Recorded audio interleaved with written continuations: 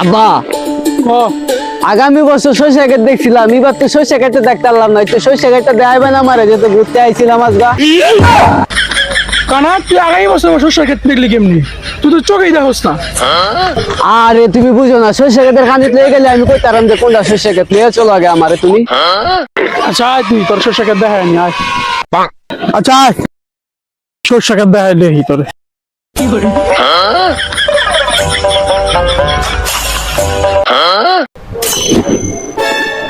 দেখছস বান্দির বাচ্চা অনেক গিয়েছে, বান্দির বাচ্চা ওরা শস্যের ক্ষেত দেখবো। কানা করে কানা আরে কানা করে কানা ঠিক আছে দেখেন চোখে ওদিকে যাচ্ছে বেশি না।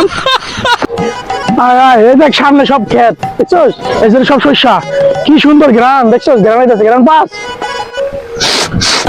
বাবা গ্যারান্টি পাইতেছি, অনেক বছর ধরে গ্যারান্টা লই না, আজকে একটু লই নি গ্যারান্টা, আপনি একটু খাওয়াই না আমি বইয়া লই।